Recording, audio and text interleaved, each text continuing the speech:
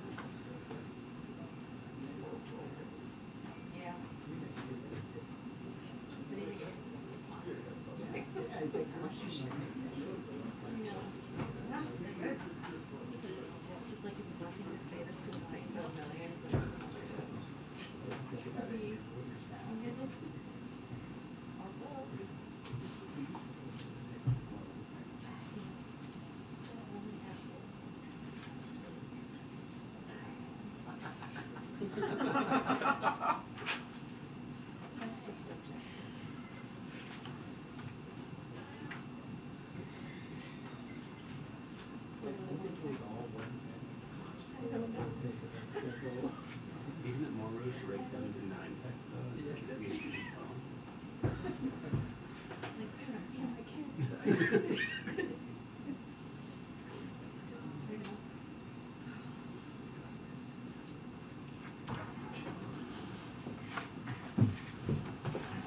Good afternoon, everybody. As you all know, next week the President will reiterate the need for Congress to act on the debt limit. He will also discuss initiating a separate process to address the budget and appropriations. Because as we have long said, we welcome a conversation about spending priorities while reining in wasteful spending. The President has already cut the deficit by 1.7 trillion, and his budget cuts wasteful spending, including on Big Pharma and Big Oil, and achieves a deficit reduction of $3 trillion over the next 10 years. That's because the President thinks we should cut oil gas subsidies at a time when Big Oil made $200 billion in profit last year. It's because the President thinks we should save taxpayers hundreds of billions in prescription drug cost when just 5 pharma companies made $80 billion in profit last year. So, the President's commitment to cutting wasteful spending has never been in doubt. But MAGA Republicans in Congress have taken the opposite approach. They want to protect wasteful spending for pharma, Big Oil, and other special interests, and instead put forward a spending proposal that would hurt veterans and devastate federal and local law enforcement. We've already detailed how their Default on America Act would cut 81,000 jobs from the VA, reduce outpatient visit by 30 million, and increase the disability claims backlog by an estimated $134 billion. Sadly, their bill also makes defunding law enforcement one of the most high-profile legislative actions of their new majority. Nearly every single member of the House Republican Conference just voted to slash the Drug Enforcement Agency, lay off over 2,000 Border Patrol agents, slash COPS program, and slash the FBI and ATF budgets. And they are doing all of this just as they can continue to give the richest Americans and the biggest corporations a handout. In doing so, they've signaled to the whole country, to the American people, that they are willing to give fentanyl-pushing drug cartels a pass, hamstring the Border Patrol, and emaciate the budgets of local and federal law enforcement officers on the front lines of fighting violent crime. The president has long said, and you've heard me say this as well, and he said this many, many times, don't tell me what you value, show me your budget, and I'll tell you what you value. Unfortunately, the Republican spending plan shows that they value tax giveaways to the rich more than they value law enforcement, who keep our communities safe. Now, today marks the 30th World Press Freedom Day, and it is not an exaggeration to say that the free press is essential to our democracy and democracies everywhere. As the president has said, Evan Gershkovich and Austin Tice weigh heavy on our minds today and every day. Their wrongful detentions are part of a deeply troubling trend we see around the world that we must stand up and call out. As you may know, or as you may not know, in 2022 alone, the Committee to Protect Journalists estimates that 363 journalists were jailed simply for doing their job, a new record high. The U.S. government is doing everything it can through our diplomacy and foreign assistance to support journalists, keep them safe, and hold accountable the autocrats and their enablers who continue to repress a free and independent media. Second, I want to take this moment to celebrate the return of one of your colleagues, Benjamin Hall. Ben returned to the State Department briefing room this week for the first time since sustaining severe injuries while covering the war in Ukraine. We are glad to have him back, but we continue to mourn the loss of so many other journalists who have been killed or injured there as they work to shed light on the conflict's horror that we're seeing in Ukraine currently. As President Biden said, and I quote, "Today and every day we must all stand with journalists around the world. We must all speak out against those who wish to silence them. And we must all continue to support a free press that is essential, again, to our democracy and democracies everywhere." In other news, we will have an announcement today that from the Biden-Harris administration, a new package of security assistance to help Ukraine continue to defend itself on the battlefield and protect its people against Russian aggression. The package, which will be announced later this afternoon by Departments of State and Defense, includes more ammunition for U.S.-provided HIMARS that Ukraine has been using so effectively, as well as additional howitzers, artillery, and mortar rounds, and anti-armor capabilities.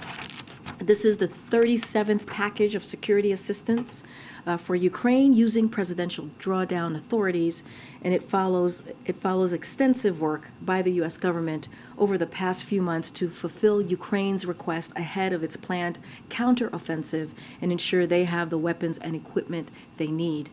We will continue to work with our allies and partners around the world to support Ukraine as they defend their democracy. Finally, today, the World Bank's Board of Governors elected Ajay Banga as its next president with resounding approval. Ajay has the right leadership and management skills, experience in emerging markets, and financial expertise to lead the World Bank at a critical moment in its history. Ajay will play a key role steering the World Bank to address global challenges we face, like climate change, pandemics, and fragility and conflict, while ushering in the fundamental changes in development finance that this moment requires. President Biden and our administration are looking forward to working with Ajay in this new role. And bless you. With that, Amr. Thank you. Has the administration determined if there's any validity to Russia's claim that this thwarted an attempted drone strike on the Kremlin aimed at President Putin?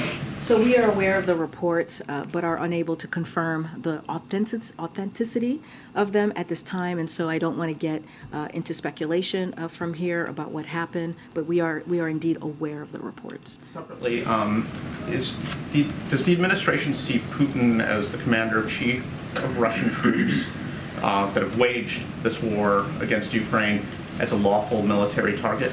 So look, here's what I will say. since the beginning of this conflict, the United States is certainly not encouraging enabling Ukraine to strike beyond its borders. We've been very clear from here about that. But again, I don't want to get into speculation from here about the authenticity of this report. So I'm just not going to speculate from here. Just ask you a follow-up on yesterday with the announcement on 1,500 troops going to the border. Does the administration plan to take any additional steps in the days ahead once the COVID-era restrictions expire in a few days? Do you feel ready for what may be coming next on the border? So look, as you mentioned, we announced, the Department of Defense announced that they will have personnel troops supporting CBP at the border, and this has occurred, as I mentioned here at the podium, for almost 2 decades. It is going to be in the role of performing administrative tasks, data entry, and also warehouse report. It will allow CBP to actually be able to perform their duties, which is critical to their law enforcement duties, if you will. They will not be engaging with the migrants, so just want to be clear about that. We have been, this administration, for the past several months, and you've heard from the Department of Homeland Security a couple of times in the past several months. You've heard from the Department of State as well when they did their press conference last week. We've been preparing for what is to come when Title 42 is lifted, and we have put programs in place, and we will have more to share, whether it's process centers, whether it's the troops, whether it's the parolee program. We have clearly, the president is using, this administration is using the tools that they have available to them to deal what will the next steps, I should say, after Title 42 lifts. I will also add, and we've been saying this again, Congress needs to act. They need to stop, Republicans need to stop doing political stunts and need to come to the table and deal with this in a bipartisan way. The president has taken this very seriously. As you all know, on the first day of this administration, he put forth a comprehensive immigration plan because he understands how critically important this issue is. Go ahead, Mayor. I understand that you can't confirm the authenticity of this alleged drone attack, but regardless of that, how concerned are you, as Ukrainian officials have suggested, that Russia could use this to launch some new kind of provocation? So look, I want to be super mindful here. Again, we've heard the reports, not something we want to, that we are able to confirm. Want to be incredibly mindful here. It is really too early to tell, as you ask me about a false flag, essentially. But obviously, Russia has a history of doing things like this. But again, I don't want to speculate. I don't want to get into hypotheticals from here. But we're just unable to confirm at this time. And on the steps that you are taking to prepare for the end of Title 42, this agreement was announced, overnight between the U.S. and Mexico. Can you just help us understand how many migrants will Mexico continue to accept under this new agreement, and for how long? They had agreed to I believe, 30,000 a month. So just a couple of things so folks are aware. So while Republicans continue to push to lay off 2,000 Border Patrol agents, we are firing on all cylinders to prepare for the return to Title 8 on May 11th. And so last week, the Biden-Harris administration announced those sweeping measures that I mentioned moments ago from the state and DHS to expand legal pathways, launch regional process centers, surge asylum officers and judges, and more. And yesterday, as you are alluding to here, Mary, we announced additional joint actions with Mexico, including participation in regional processing centers and continuation of effective border enforcement measures under Title 8. And so we're using all the tools available to us. I don't have a number to share at this time, but this is something that, again, we're taking very seriously as we head towards the lifting of Title 8 on May 11th. We are doing everything that we can to put programs, to put processes in place to deal with what will occur at the border. Again, we need Congress to act. As part of this agreement, though, Mexico has agreed to continue accepting migrants from these 4 countries that have been turned away at the U.S. border. As part of this agreement, is the U.S. providing any funding to Mexico?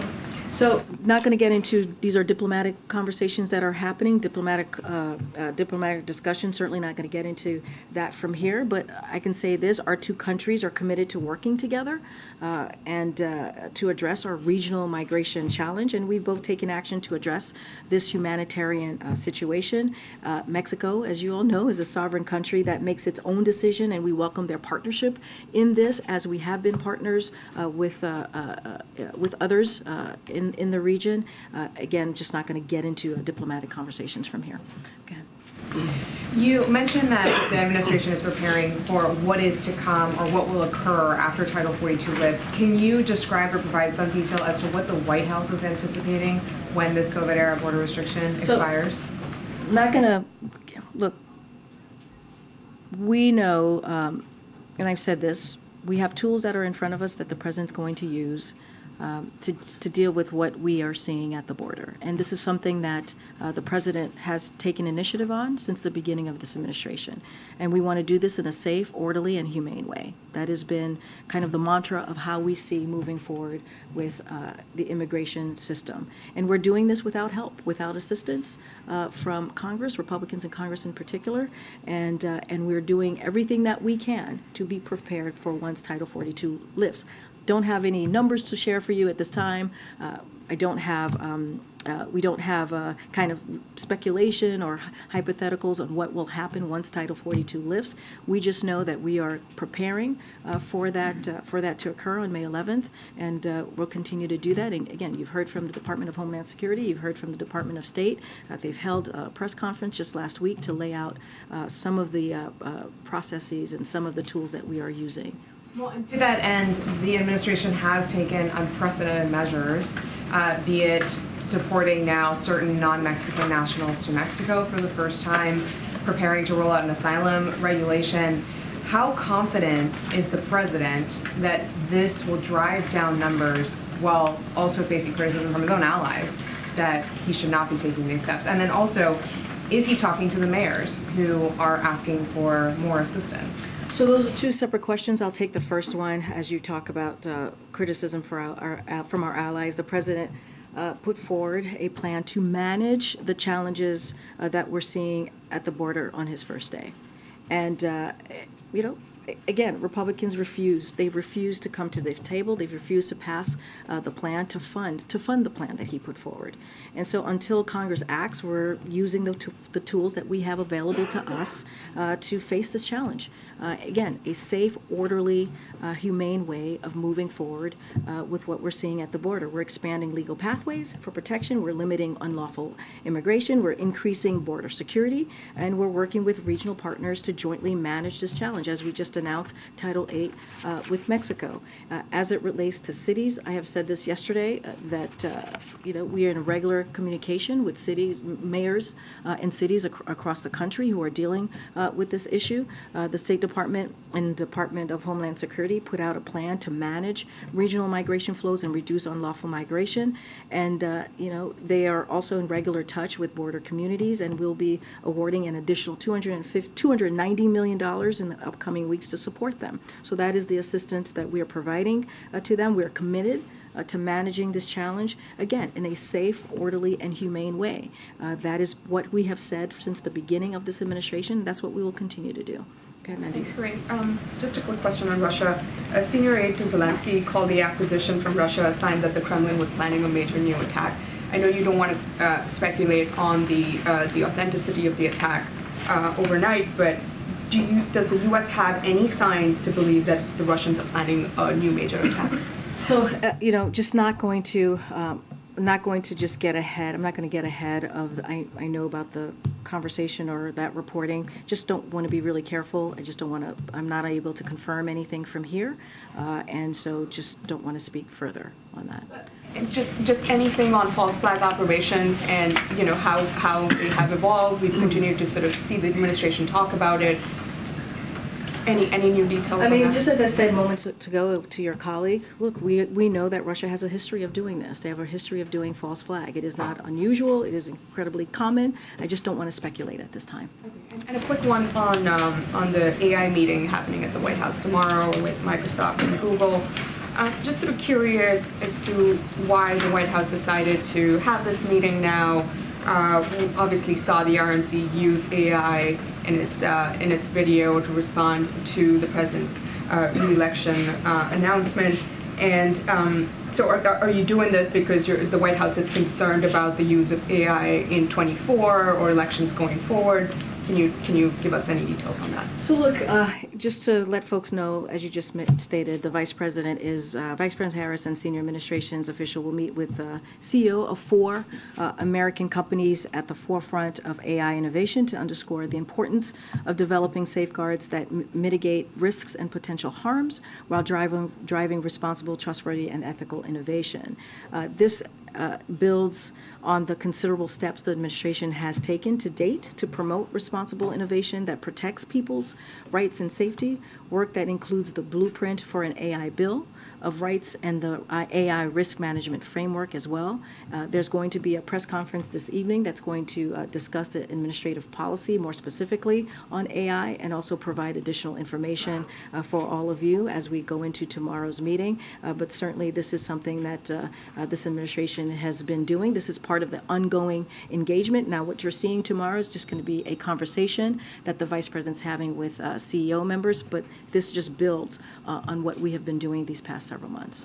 Should we think of this as a precursor to perhaps, the White House asking Congress for a legislative push on AI, or can you share any details on that? Look, what I will say is this continues our engagement on this particular matter. We're going to have this conversation. The VP and senior administrative officials will have the conversation with CEOs. We have had a kind of a comprehensive, if you will, study or look into this. Just not going to get ahead of what will essentially come out of the administration as it relates to the AI situation. Okay. Thanks. By the time the president appears at a dinner tonight, it will have been about 48 hours since he's had a public appearance. So what has he been doing in that time? He's been meeting with and having internal meetings in the Oval Office. I had a meeting with him earlier today with his senior advisors, senior staff, talking about the issues that matter to the American people. It's not unusual. This is something that he does every day.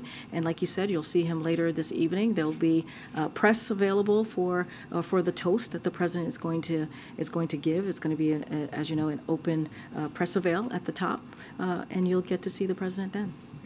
If the Fed raises interest rates again today, as it's poised to do, costs for Americans who are borrowing on their credit cards, mortgages, and student loans are going to go up again. So what does this administration have to say to working families who have already slid into debt over rising inflation and are now going to be paying more? So here's what I'll say first to the Fed. As you know, first and foremost, the Fed is independent, and we do not comment on or interfere in their policies. The president made that clear.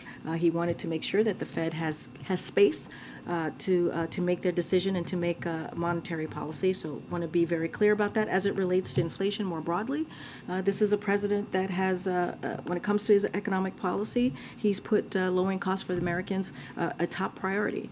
And we understand, and you hear this from the president as well, we understand that the American people, some people are still feeling the squeeze and still feeling kind of the pressure, if you will, of where we are with our economy. And so when you look at the data, there has been some relief in progress in fighting inflation. The consumer price index, most specifically, inflation has fallen over the last 9 months. Inflation is at the lowest rate it has been in almost 2 years since May 2020. Inflation has fallen about 45% from its peak last year. Wages rose last month and are higher than they were 9 months ago, accounting for inflation as well. Gas prices are down about 140 from the peak after Putin's invasion, and grocery prices fell last month for the first time since September 2020. Again, we understand that there's more work to do.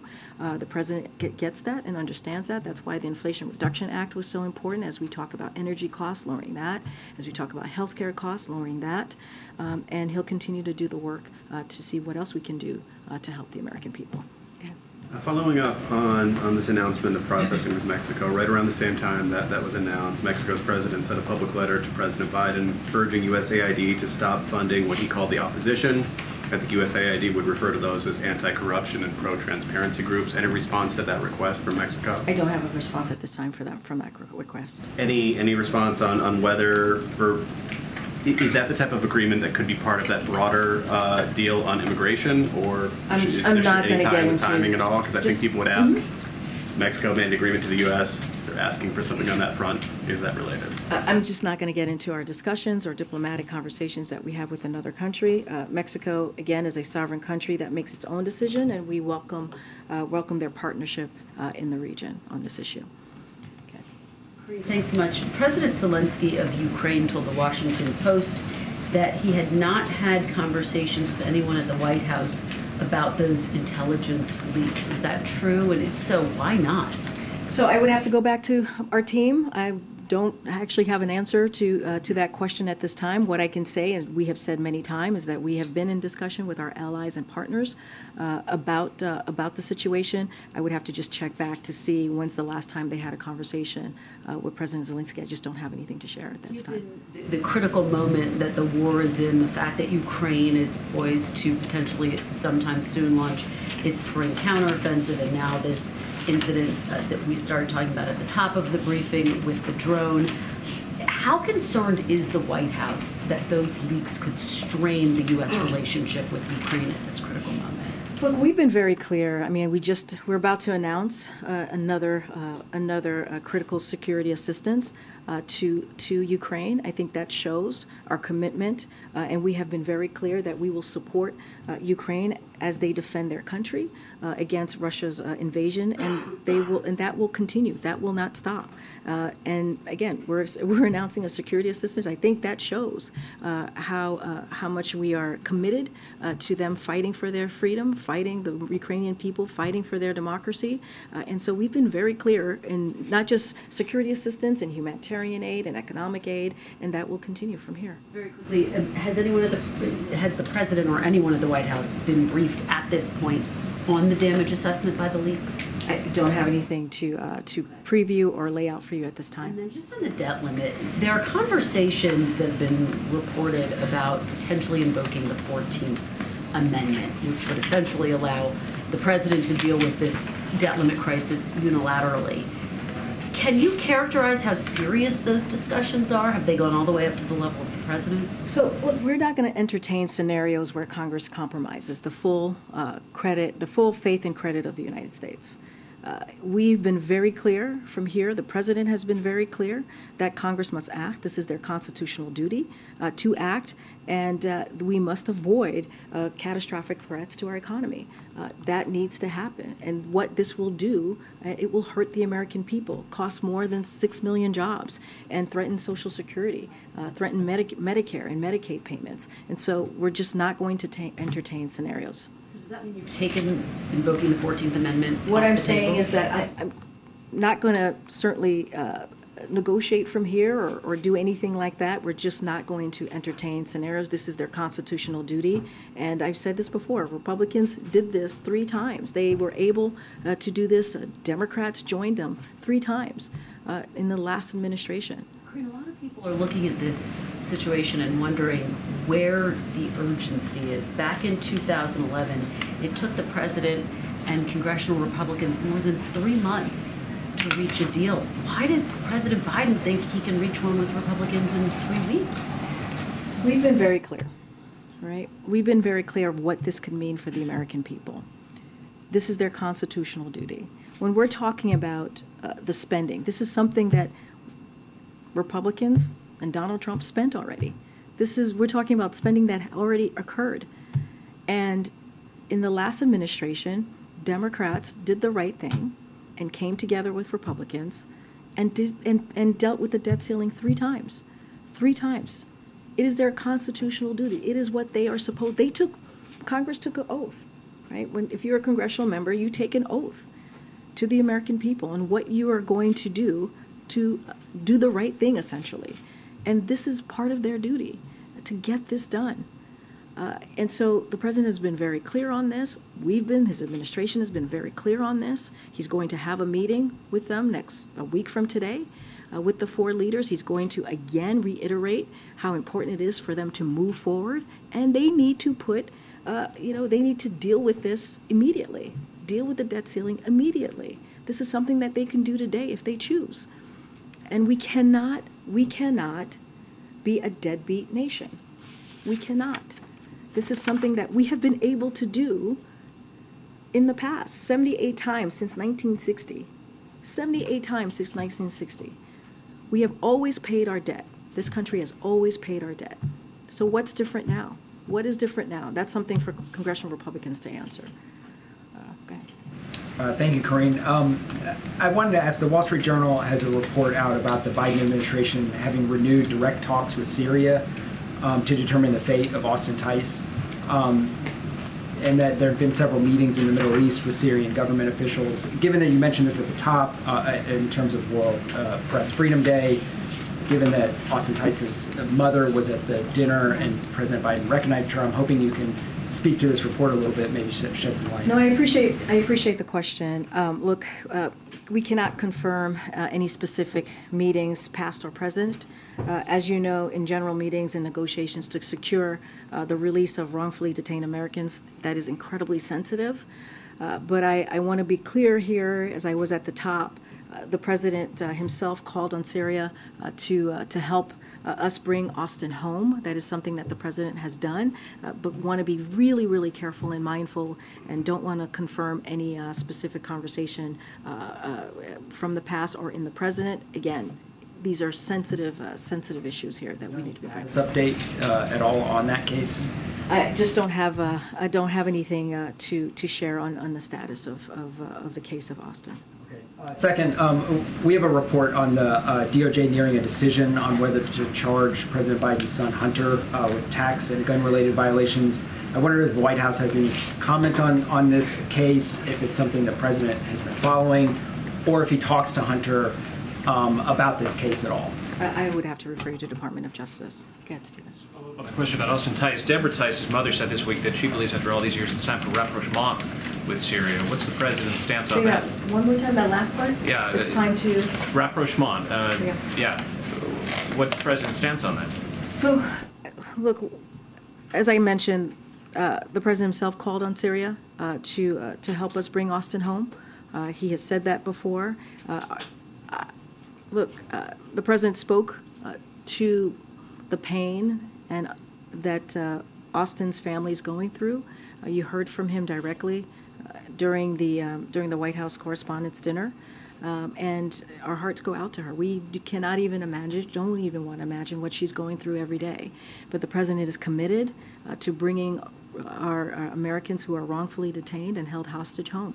And Austin certainly is one of those Americans that we are doing everything that we can to bring him home. And so that's what the president has promised, and that's what his administration is continuing to work on. One more press freedom question. Advocates on Twitter today have been talking a great deal about how the United States is engaged in hypocrisy by talking about how Evan Gershkovich is held in Russia on espionage charges, but the United States has Espionage Act charges pending against Julian Assange. Can you respond to that criticism? Say, what is the criticism? Well, the criticism is that the argument is that Julian Assange is a journalist who engaged in the publication of government documents. The United States is accusing him of crime under the Espionage Act, and that therefore the United States is losing the moral high ground when it comes to the question of whether a reporter engages in espionage as a function of his work. So can you respond to that? Look, I'm not going to speak to Julian Assange in that case from here. What I will say is, and you heard directly from the president when today in his statement on this anniversary, but also during the dinner where he talked about the freedom of the press and how important it is to protect journalists, because it is part of our democracy, right? It is important to have that if we want to have a democracy, right? It is part of how we move forward. Telling the facts, being able to tell the truth, and be able to reporters to do that freely. And so the president's going to continue to speak to that. The president's going to continue to work to make sure that these Americans who are, again, held hostage, who are wrongfully detained, come home. And that is something that we have seen under this administration. He's been able to do more than a dozen times. And so you see this president's commitment in just this last 2 years. We put forward additional tools to do that, to deal with this matter. And so that's what I can speak to. That's what I can speak to the president's commitment on this. I'm not going to weigh in on comments about Julian Assange. Go ahead. Thanks. On the debt ceiling, has the president ruled out supporting a short-term extension of the debt ceiling? And do you think that's something that he might talk to congressional leaders about? What he's going to talk to congressional leaders about, and we've been very clear, he's going to talk to about how it is important for them to do their constitutional duty as it relates to the debt limit and the debt ceiling. As it relates to the budget and appropriations, we have conversations with Congress every year on how to move forward with that, how to negotiate on that. So that is a conversation certainly that we are willing to have. But the debt ceiling, Congress must act. This is something that they need to do immediately. They cannot hold the American economy hostage. I'm not going to get into you asked me about short term. Certainly not going to negotiate from here or speak to anything related to that. What I know is what the president has been very clear about, which is making sure that he speaks directly to congressional members next week on Wednesday and let them know, lay out what is at stake, and that's what they're going to hear from him. Another subject, some data came out showing that 8th grade test scores in U.S. history reached their lowest levels on record. What can the administration do to help kids catch up who've lost so much during the pandemic? Look, as you just said, kids have lost so much in the pandemic. This is why when the president walked in, he made a priority to open schools. One of the things that was important to do to make sure that our kids who have lost so much were able to go back in-person school if they choose, have the resources that they needed to really succeed and move forward in their education. And we saw that, unfortunately, the pandemic had a unfortunate effect on our young people, on our kids. And so this is, again, something that the president was committed to. That's why he fought so hard to get the American Rescue Plan done. That's why, which allowed him to open up schools, open up small businesses, to get shots in arms so that we can deal with this pandemic. Now we're in a different place with COVID, and that's because of what this president has done. Is there more work to do? Absolutely. But even before the pandemic, there was always more work to do as it relates to education. And so our Secretary of Education certainly is doing the work to do that. But yes, this is something that the president is concerned about, that the Secretary of Education is concerned about, and we're going to continue to do the work to make sure our kids have the resources that they need.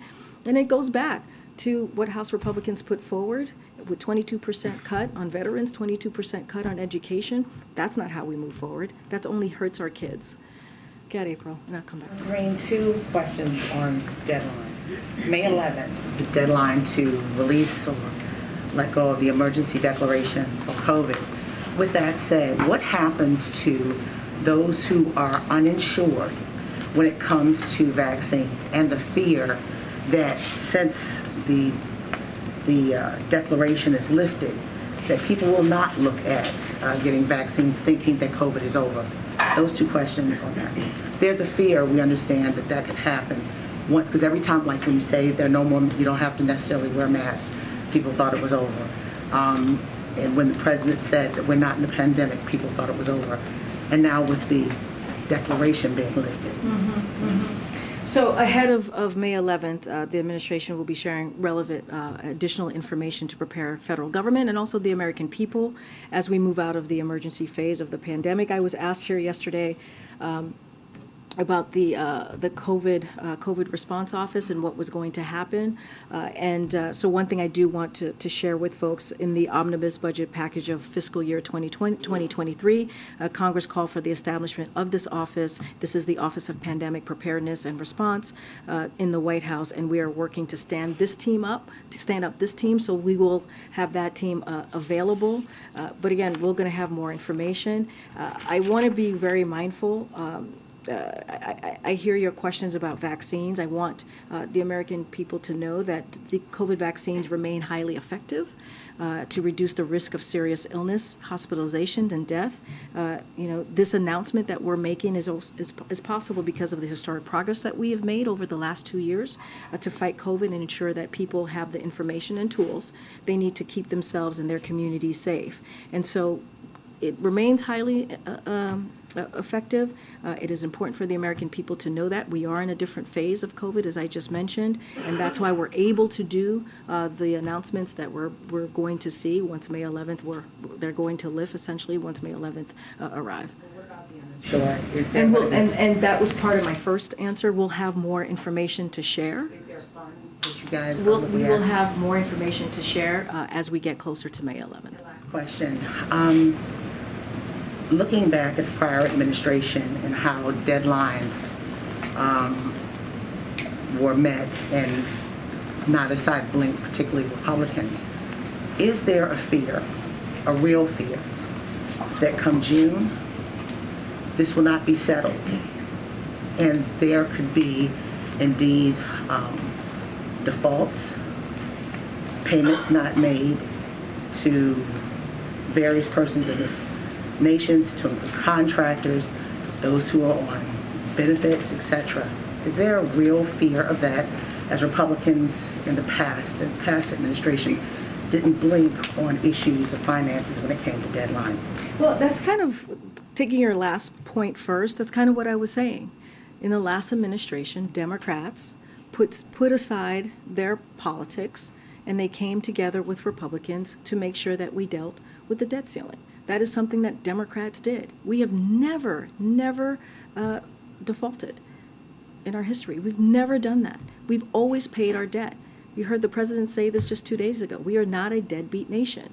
So the president's going to be very clear. We're not going to let House Republicans take our entire economy and millions of Americans' jobs hostage. We're not going to allow that. That's what you're going to see from this president on May 9th. And we're going to be very clear about this. This is their constitutional duty. Of course we have concerns. Of course we do.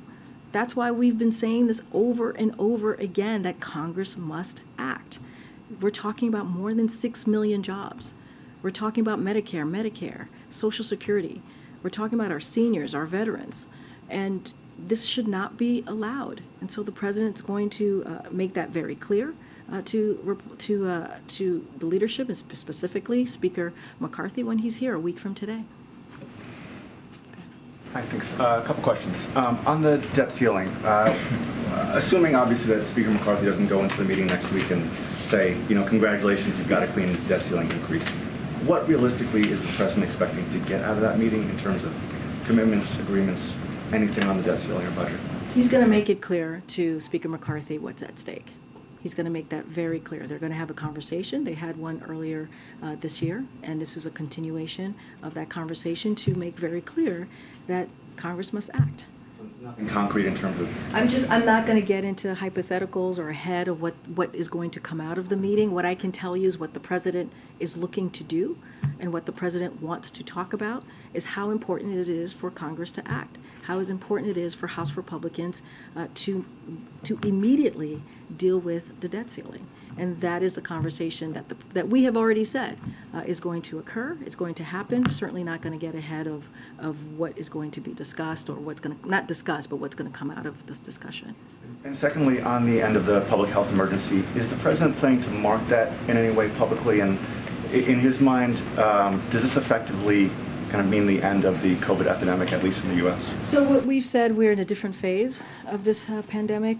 The reason why we're able to do the public health emergency and make the announcement that we have made on the COVID vaccine is because of the work that this administration has done, period. Because of this leadership that the president has been able to do, period. And that's because, again, the American Rescue Plan, what he was able to do on day one, how he wanted to make sure that Americans were vaccinated, how he wanted to make sure that our schools were open, small businesses were open, that the economy got back on its feet. And you see that with the economy currently, 12.6 million jobs created.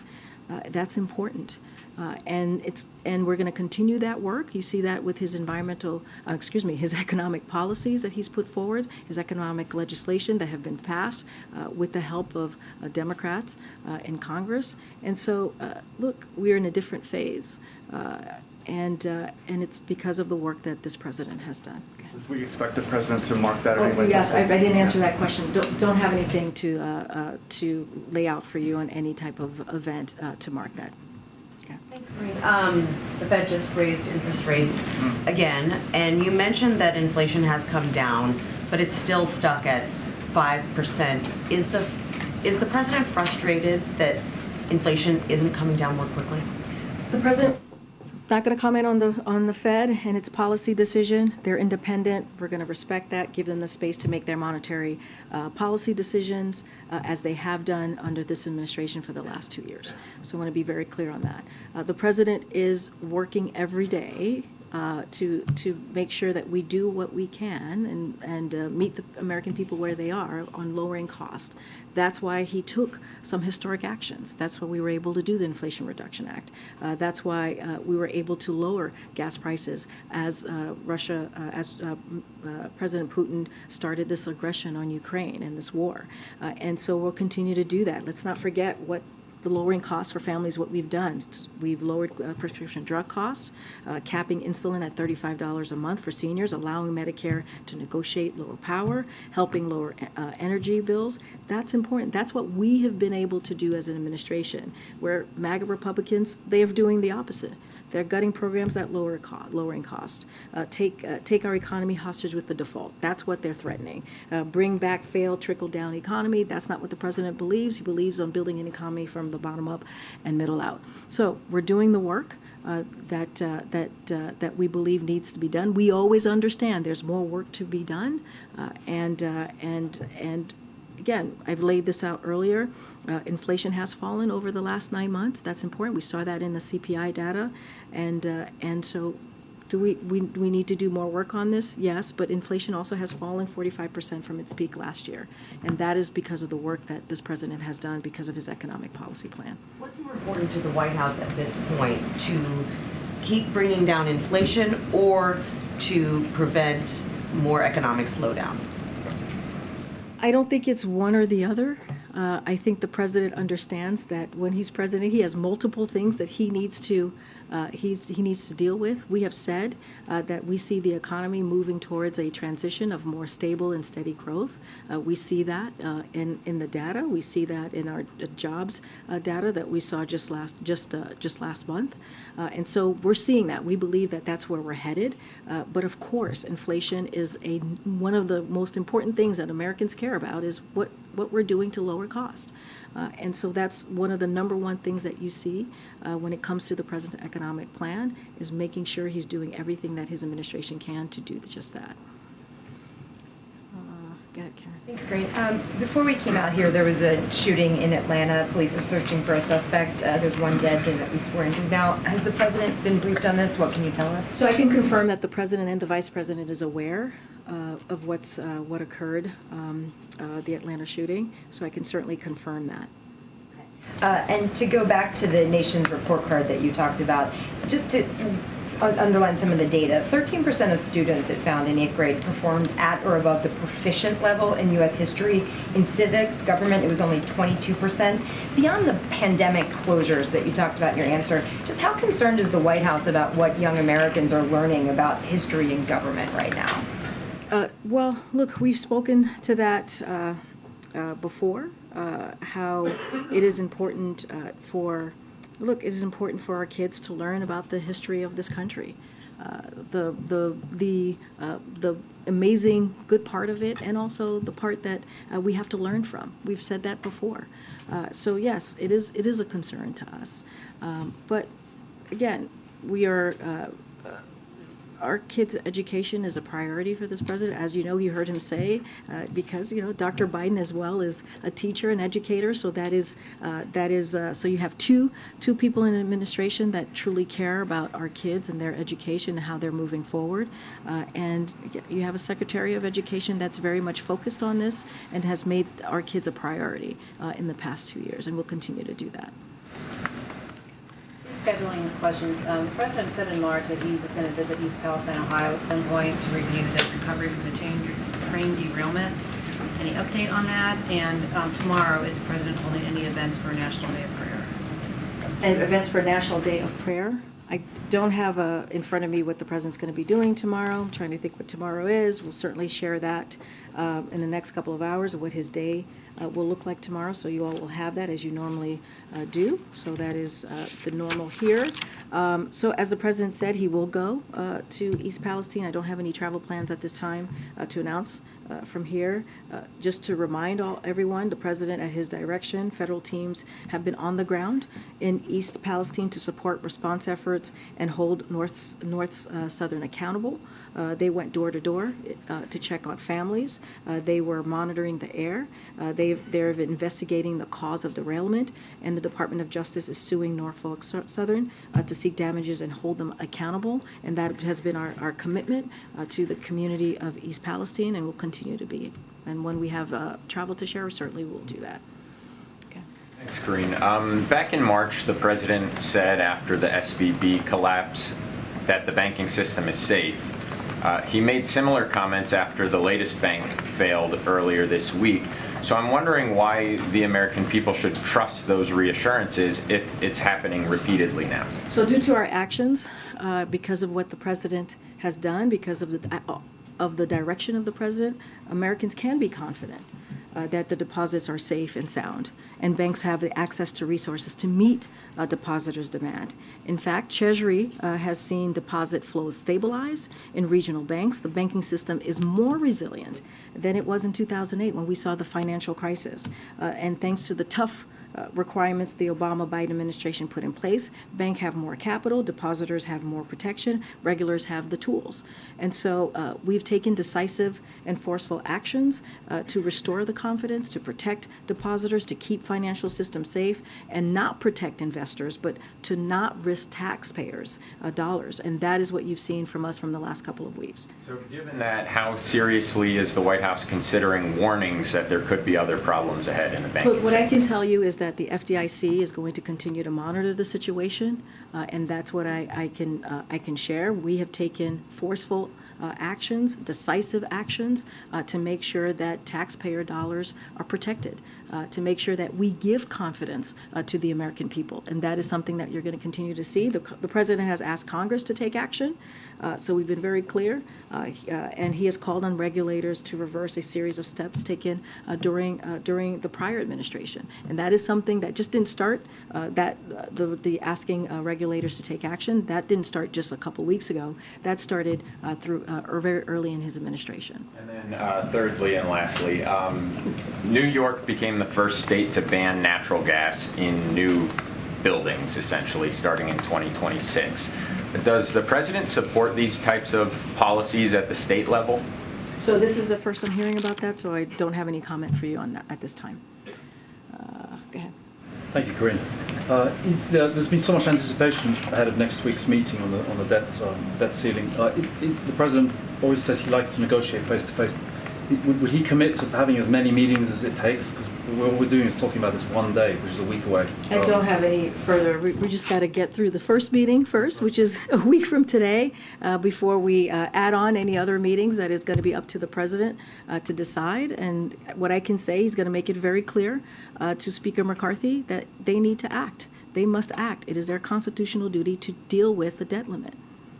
And he, a week ago, he announced his re-election campaign. This is not a handshake question, no. Are you sure? Yeah, this is scheduling. This is a scheduling question. So that was a week ago. I'm just wondering. He's obviously got his main job, which is being president. He's going to be more and more doing his other job, which is trying to become president again. Will he travel a lot more than he's been doing in the past? What do you think? We don't have anything to share at this time on his travel, whether political or official. Just not going to share anything to share at this time. Okay. Yeah, another question on the Atlanta shooting. I wonder if the President is frustrated by the frequency at which we're continuing to see these mass shootings, despite that gun safety law that was passed last year. And does he think the full effect of that law has really started to show? So a couple of things.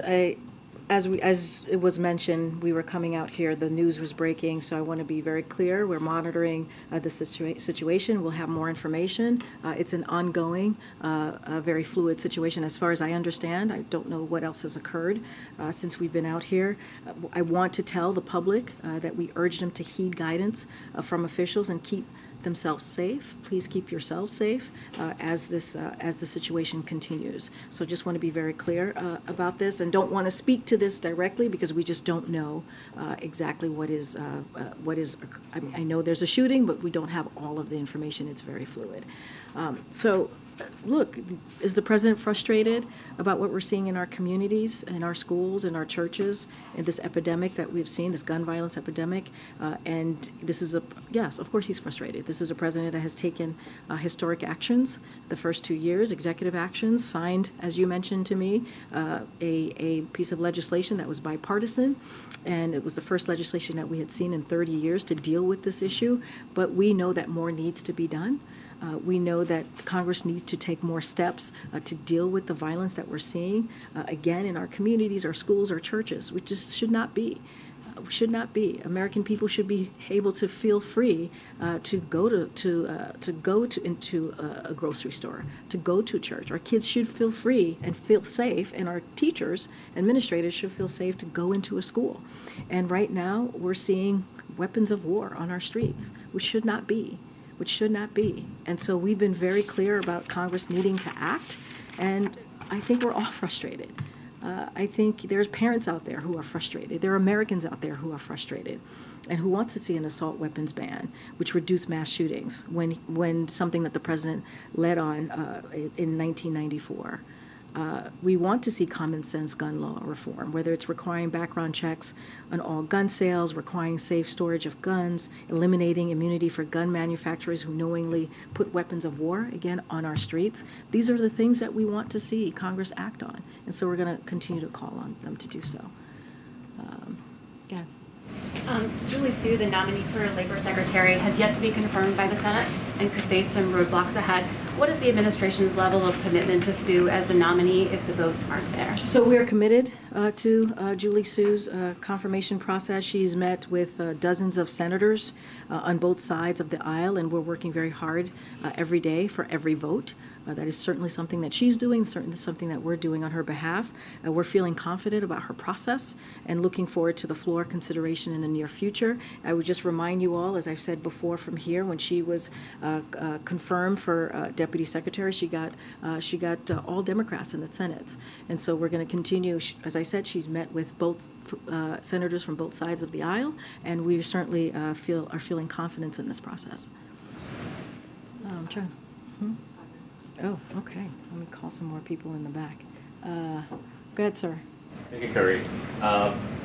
Question on the Press Freedom Day. So on the anniversary, at the same time, we see China just announced weakening its counter-espionage law, which worries a lot of journalists, also scholars and investors. Currently, we have at least 127 journalists detained in China, including 3 foreign reporters detained on espionage charge. What is the administration take on China suppressing even more freedom of speech? Is the press freedom part of the conversation between U.S. and China? Thanks. So, look, what I can say is that we are doing everything that we can through our diplomacy and foreign assistance to support journalists, to help them keep them safe, hold accountable the autocrats and their enablers who continue to repress a free, independent media. And that's what you can count on from this administration. That's what the president made very clear in his statement today, but also his remarks that you heard directly from the president just this past Saturday. And that's why we're lifting up this day, this 30th World Press Freedom Day. And so we're committed. We have put forth tools to deal with ways to continue to make sure that we're protecting wrongfully detained and Americans who are held hostage. You heard us announce just some tools just last week, and we'll continue to do everything that we can. Again, I said this earlier, this is an administration that has brought home more than a dozen wrongfully detained and Americans held hostage in this first two years of this administration. So that shows our commitment, and we'll continue to work towards that. Okay. Go ahead, Naomi. Thank you. So back to interest rates. The Fed also signaled that it could be the last increase after more than a year of hikes. Should we read this as potentially there being a stronger likelihood of a recession in the coming months? I'm not going to get into the Fed's policies, monetary policies from here. They are an independent agency. We are giving them the space to make decision on monetary policies. We are not going to interfere in their policies, so I'm not going to get into a hypothetical from here. Okay, sir in the back, go ahead. Karine, when it comes to immigration, obviously the administration wants immigration reform, but why hasn't the president brought in congressional leaders and tried to show leadership and come up with some kind of compromise that could pass? We showed leadership. We showed leadership on day one. On day one, by putting forth a piece of legislation to deal with comprehensive immigration reform. That's the leadership that this president showed on day one, to show his commitment to making sure we have a safe and orderly and humane way to deal with immigration, to fix a system that is certainly broken and has been broken for some time. So that is the president's leadership. We're using the tools that we have because Congress doesn't want to help. We've called out Congress and we've spoken to Congress many times. Certainly our Office of Legislative Affairs and other departments here in the White House certainly have had those conversations over the last 2 years, and the president has been very vocal. But we have to use the tools that we have in front of us to deal with this issue, and we've continued to call on Congress to act. The president has, members of his administration has, I have numerous times. And now we are going to do what we can from here to make sure we do this in a way that's safe, in a way that's orderly, in a way that's humane. And what report card would you give the Vice President for her handling of the root causes of migration in Central America? So I've learned from my predecessor to never fall into that trap of giving grades. What we can say from here is that the president appreciates and has been very impressed by her partnership in this administration. He sees her as a partner, and they will continue to work in that way in the next as we move forward. So be very careful here. Trying to call on people I haven't called on in a while. Go ahead. Thanks, Karine. I was just curious, the meeting next week with congressional leaders, will that just be for the president and for lawmakers in the room, or will there be staff involved?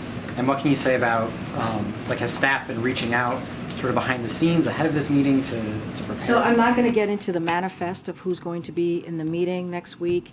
I will certainly, I think I said this, and I think we've gotten some confirmation of attendance, but certainly leave it to the offices of the specific principal attendance, but certainly not going to get into a manifest of who's going to be in the room at this time. We still have a couple of days to go before the meeting happens.